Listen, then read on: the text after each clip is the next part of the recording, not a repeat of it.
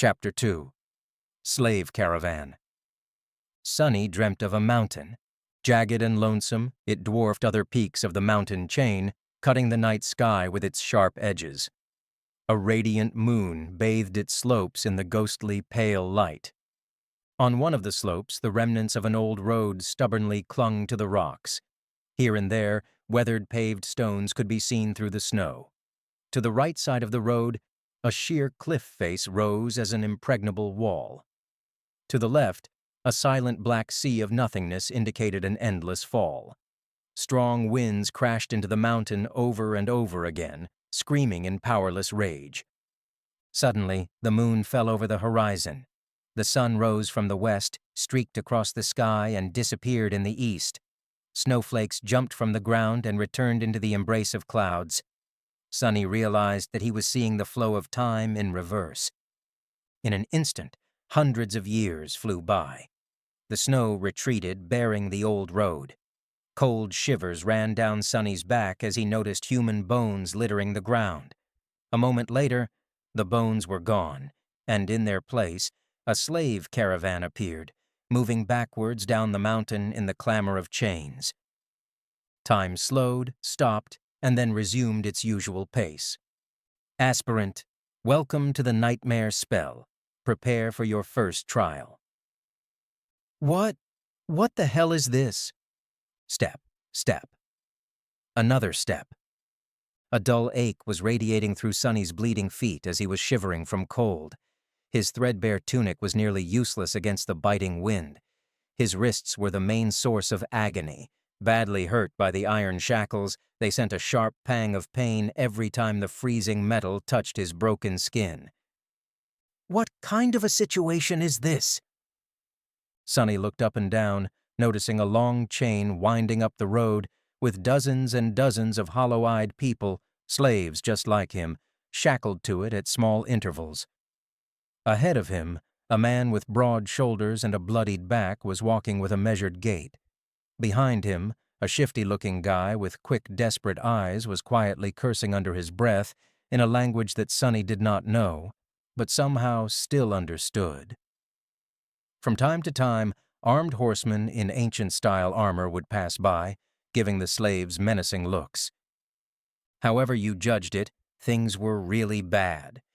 Sonny was more bewildered than panicked. True, these circumstances were not like what the first nightmares were supposed to be.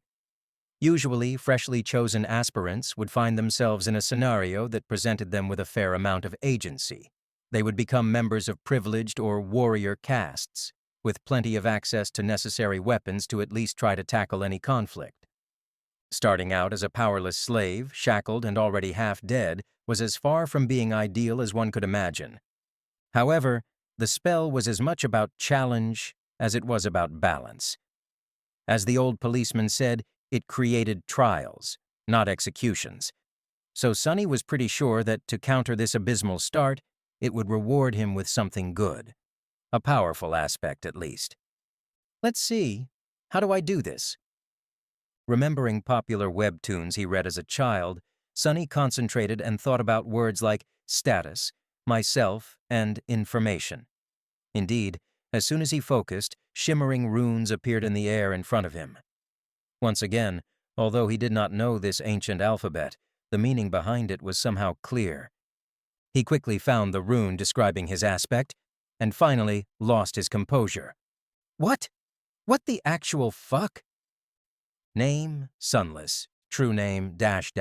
Rank, aspirant. Soul core, dormant. Memories, 0. Echoes, .. Attributes, fated. Mark of divinity, child of shadows.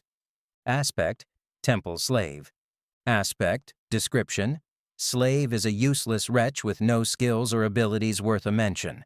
A temple slave is just the same, except much rarer.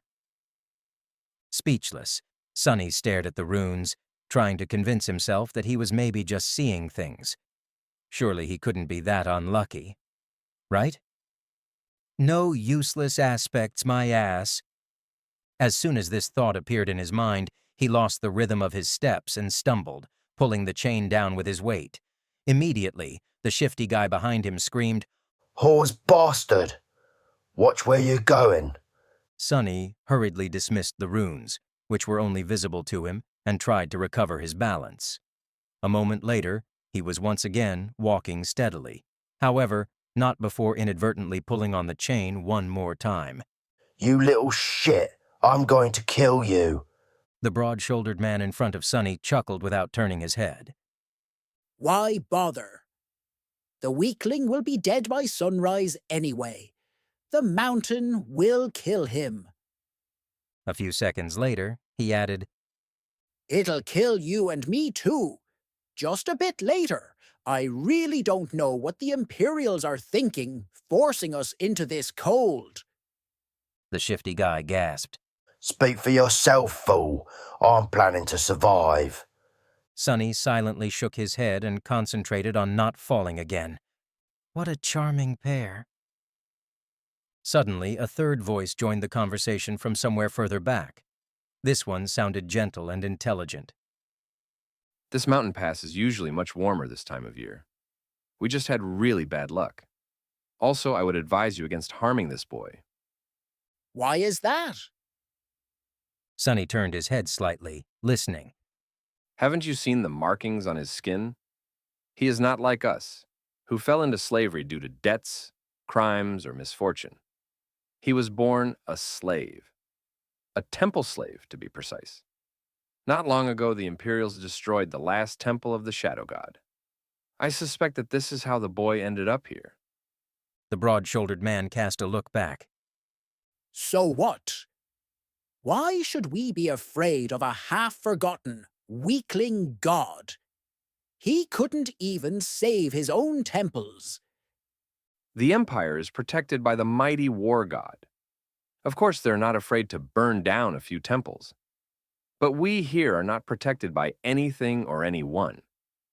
Do you really want to risk angering a god? The broad-shouldered man grunted, not willing to answer. Their conversation was stopped by a young soldier riding a beautiful white horse. Clad in a simple leather cuirass, armed with a spear and a short sword, he looked dignified and noble. To Sonny's irritation, the asshole was really pretty too. If this was a historical drama, the soldier would definitely be a male lead. What is going on here? There was no particular menace in his voice, even something resembling concern. When everyone hesitated, the gentle-voiced slave answered, It's nothing, sir. We are just all tired and cold, especially our young friend over there. This journey is truly too hard for someone that young. The soldier looked at Sonny with pity. What are you looking at? You're not much older than me, Sonny thought. Of course, he didn't say anything out loud. The soldier sighed and took a flask from his belt before extending it to Sonny. Bear with it a little more, child. We will stop for the night soon. For now, here, drink some water. Child? Child? Due to his thin body and small stature, both caused by malnourishment, Sonny was often mistaken for someone younger. Usually, he didn't hesitate to use it to his advantage. But now, for some reason, being called a child really irked him. Still, he was really thirsty. He was just about to take the flask when a whip cracked in the air, and suddenly Sonny was in a world of pain. He stumbled, once again pulling on the chain and causing the shifty slave behind him to curse. Another soldier, this one older and angrier, stopped his horse a few steps back. The whip that sliced the back of Sonny's tunic open and drew blood belonged to him. Without even glancing at the slaves, the older soldier pierced his younger colleague with a disdainful glare. What do you think you're doing? The young soldier's face darkened. I was just giving this boy some water. He'll receive water with the rest of them once we camp. But Shut your mouth. These slaves are not your friends. Understood? They're not even people. Treat them like people, and they'll begin imagining things. The young soldier looked at Sonny, then lowered his head and put the flask back on his belt. Don't let me catch you making friends with slaves again, newbie, or next time it will be your back tasting my whip. As if to illustrate his intention, the older soldier cracked his whip in the air and rode past them, radiating threat and anger. Sonny watched him go with well-concealed malice. I don't know how, but I will watch you die first." Then he turned his head and glanced in the direction of the younger soldier, who was falling behind with his head still lowered. "And you? Second."